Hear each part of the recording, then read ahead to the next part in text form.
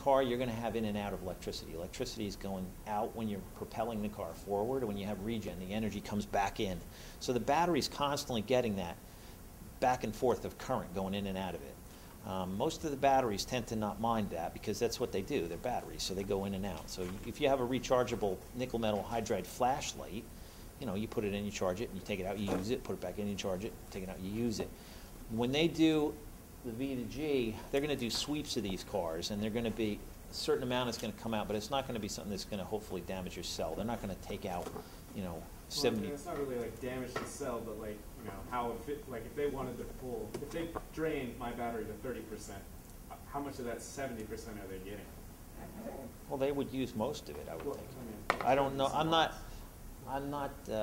I don't know how to answer your question. Do you know how to answer that question? It's about 80% efficient for a round trip charge distance. So it's a little bit inefficient, but technically you're getting paid, so that's a good thing. Any other questions? Yes. Who sets the buyback prices? You know, if there's like all of a sudden electricity is cheaper, you bought it more expensive, and they're buying it back from a cheaper rate. The utility always wins on everything. So the consumer never wins, I should say. So it'd probably be better for someone to opt out of. You don't have to do it. It would be an option, but it would be one that could subsidize your purchase. That's the key. Well, if you're paying for electricity in the front, and then they're giving you money to take it back, and then you're paying for it again, it's really kind of equaling out depending if the price is maintained. Right, you'd have to work that out. But let's say you have tiered pricing so it's cheaper to charge at night. Some communities have cheaper charging at night than during the day. So let's say you charge at night to full capacity of 100% overnight when you're sleeping at 6 cents a kilowatt hour. Then you go to work and they buy it back at 10. Then you're still winning. You see, but you'd have to work that out on a case-by-case basis. I don't know what it's always going to be, but you could see that there's potential here to actually subsidize the pack purchase, which is good. So nobody's adopted this in New Jersey, and BPU has kind of looked at this and went, you know, I don't know what to do. So hopefully they're going to figure it out.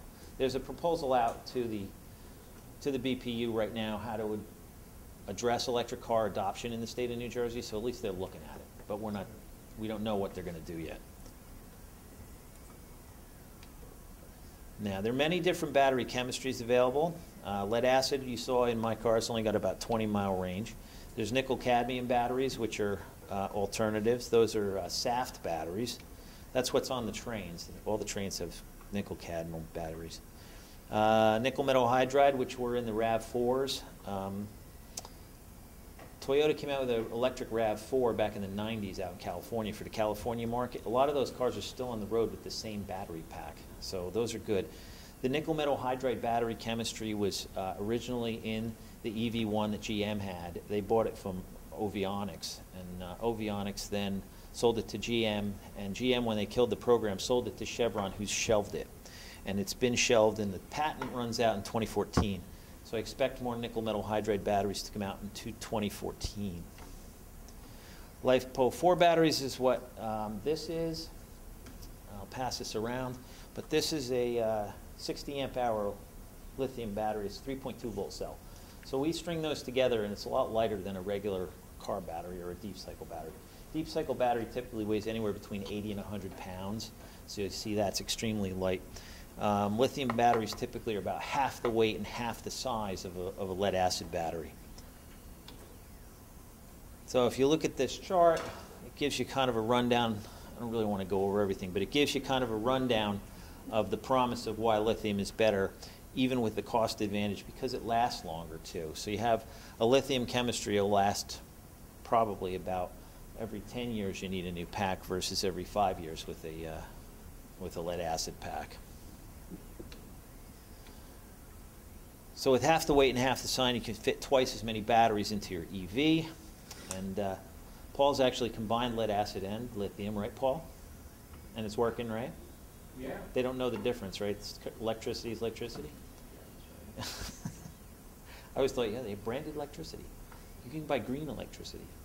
It all comes through the lines the same. It doesn't. How can you tell the difference? Okay, so with the benefit of this, if we can fit twice as many cells into a car, you're looking at having a potential increase in range, which is great.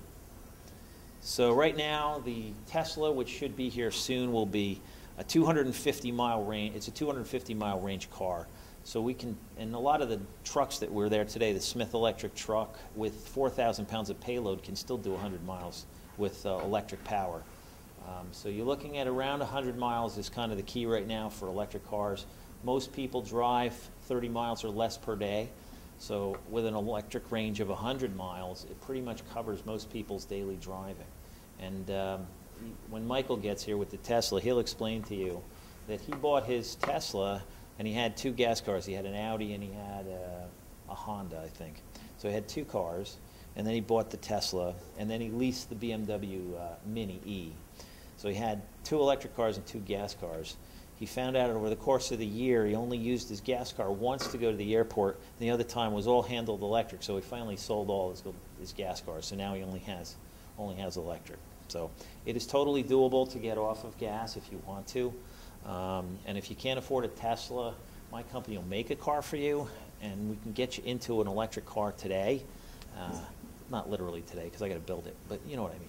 We also take Prius cars, and we can take a Prius and add extra battery capacity to it, because a Prius actually has a 1 kilowatt battery in the back that it uses to run on for low mileage operations from about 0 to 35 miles an hour. So what we do is we add anywhere up to 10 kilowatts of extra energy in the back, tied directly into the Prius pack. So it's high voltage, about 240 volts of power, and then the car can go upwards close to 60 miles of electric-only range in a Prius today. So the plug-in Prius that they're going to sell from Toyota is only going to have a 14-mile range, which I don't understand. Like, why bother? If I can do it today, add batteries to your car and make it go longer, why can't you do it? They don't want to do it, I guess, because of price point. And I also went in to see Ford. A couple of weeks ago, I was invited to go see the battery electric Focus car, the Ford Focus car. It was on the Jay Leno show. I drove that around New York City for a while. It's a very good electric car. I don't know if they'll ever promote it. They didn't seem to. I didn't get the impression that they were going to run out and make 10,000 of these. I just didn't get that impression. So, but they're. One of the interesting things, I had the chief engineer for all of the Eco line, and I asked him a few questions, and he put up a slide on his computer that had a slide from a battery manufacturer in 1920 had sent a letter to Henry Ford and said, "Why aren't you making electric cars?" And Henry Ford's response was, "The battery electric car is $2,300, and the gas car is $1,400. So even back then, there was a disparaging, what do you call it? Kind of disparaging. What's the word I'm looking? Disparity. I can't get the word out. Disparity between the gas and the electric. So you had a huge difference in the price even back then. So that's the reason we're struggling now, is because you can get a cheap new gas car for $12,000, and you can't get an electric car for that. So you just can't. But you saw the reasons. If we don't diversify, we subject ourselves to more of the same, of the peaks and valleys of the economic cycle as relates to the decreasing supply overall of oil that we have on this planet, period. Okay, so what does it take to get an electric car? Drive time and money. Steps to driving an electric car: buy an OEM car or have a car company like me convert it for you. I can do it for cheaper than you can buy one. Even the Leaf coming out is going to be a $32,500 car. So we can come in lower than that. Plus, it's going to give you a $7,500 tax incentive. $7,500 tax incentive, I believe, means that you have to actually owe $7,500 for you to get that. They don't actually send you a check, just to make sure. It's a credit for what you would have paid.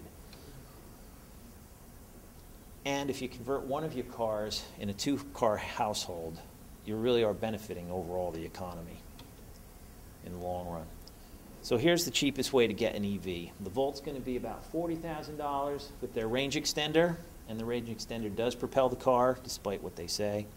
I saw the flywheel inside. It actually does run on gas. So after that, it switches on. So that's $42,500. Here's an easier way to do it. This is a Prius. I found one for last class I did with Monica. We had, I looked on eBay. One sold on October 18th, a 2004. I think it was a 2005 Prius. So it sold for $5,500, and it looked in good shape. So if we take the battery pack that you see there, and we put that in the back of the Prius, it's a $12,999 or $13,000 battery pack. We put that in the back of the car, gives you 50 plus of electric range. So the Volt gets 40 miles of electric range. We get 50 miles with the Prius. We can do that today. And that's before the Volt actually hits the street. So $5,500 plus the $13,000 gives you about an $18,000 total cost for a 50-mile EV range. The Chevy Volt was $42,500. So you save yourself about $24,000. Not a bad deal. So then you run all the way to the bank with the savings that you could have had. So don't buy a Volt. That's my thing. Talk to me first. And if you hate Prius, a lot of people don't like Prius, then we'll do a sports car for it. I'm going to do a Corvette, I think, in about 2 weeks. So it'll be nice to do a Corvette. Have a nice ripping Corvette. It'll be fun. So the common challenges that we face, I had a guy today, he said, you could put a generator on the back of the car, it'll run forever. And like, it doesn't. Or you put a fan on the roof and it generates power for the batteries. Okay, these things don't work. Okay, any fan you put on a car puts resistance on the car and it negates any gain you get. Can you put solar panels on the roof to charge it? Yeah, you can, but the surface area on a car isn't enough to make it a solar car, so it's not going to work. It will help supplementary charge the car. So it will help charge your accessory battery, for example, or it'll help you. But you really need about a parking space worth of solar panels to charge up the car for 8 hours for a 144-volt car. So that's a long time. 8 hours of full sun to charge the pack up for 144 volts for about, that'll give you about 40 or 50 miles. All right, so 8 hours of parking space size solar panels will give you